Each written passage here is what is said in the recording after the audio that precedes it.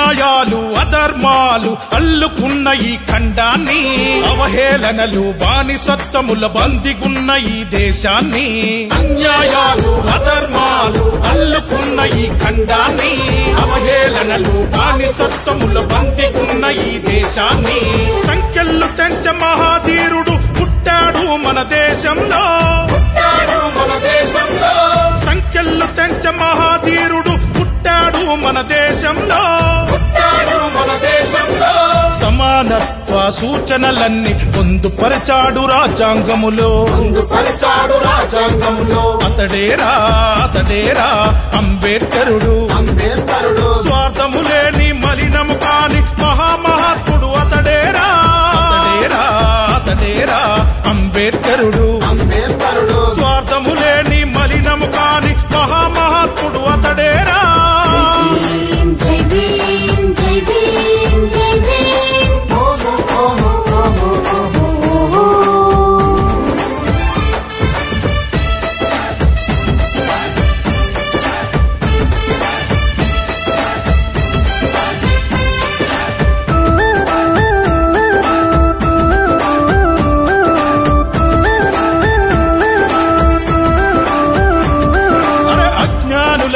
ఆదుకునే ఆపద్బాంధవుడితడురా, దుష్ట శక్తులను రూపుమాపే కాలభైరవుడు ఇతడురా,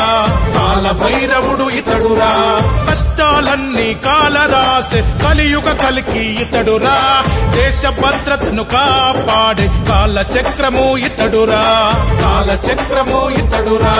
మన కోసం పుట్టాడు, మనతోనే బ్రతికాడు, మనమే కుటుంబం అన్నాడు, మనతో నిత్యం ఉన్నాడు, మన కోసం పుట్టాడు, మనతోనే బ్రతికాడు, మనమే కుటుంబం అన్నాడు, మనతో నిత్యం ఉన్నాడు, అతడేరా అంబేద్కరుడు. జై భీమ్, గట్టిగా చెప్దాం, జై భీమ్. 134 సంవత్సరాలు అవుతుంది ఆయన జయంతిలు ప్రతి సంవత్సరం జరుగుతూనే ఉంటున్నాయి. ఈ రోజున మనం ఒకటి గుర్తుపెట్టుకోవాల్సింది ఏంటంటే, బయటికేమో కుల వివక్షత లేదని చెప్తున్నారు, ఏ పార్టీలు అధికారంలో ఉన్నప్పటికీ మేము అందరినీ సమానంగానే చూస్తున్నాం, మేము అందరినీ సమాన దృష్టితో చూస్తున్నామని చెబుతూ ఈ రోజున దళిత వాడల్లో జరుగుతున్న అన్యాయాన్ని, వారికి జరుగుతున్న బాధని ఏ వ్యక్తులు కూడా పట్టించుకొని పరిస్థితులు కనబడుతున్నాయి. ఈరోజు నేను ఇక్కడ నిలబడ్డానంటే కేవలం ఆయన పెట్టిన భిక్షేనండి. గట్టిగా చెప్పలు కొడతాం మనం. ఆయనే కనుక లేకపోతే మన నోటికి ముంత వెనక తాటేడుతో నడవలసిన రోజులు వచ్చేవి.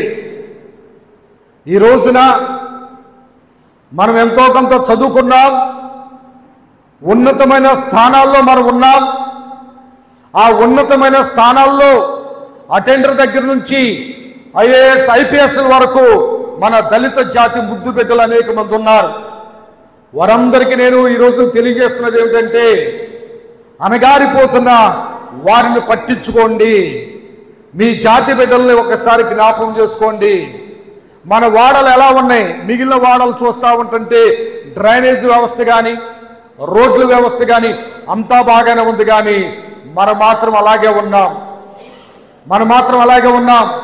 మనమందరూ కూడా చేయి కలిపి ఈ వ్యవస్థను ఏదైతే మనకు వ్యతిరేకంగా ఉందో దాన్ని రూపుమాపి అందరూ ఒకే తాటి మీద మన జాతిని మనం కాపాడుకోవాల్సిన అవసరం ఉందని మీకు తెలియజేస్తూ ఈ మాటల్ని ముగిస్తున్నాను. Thank you.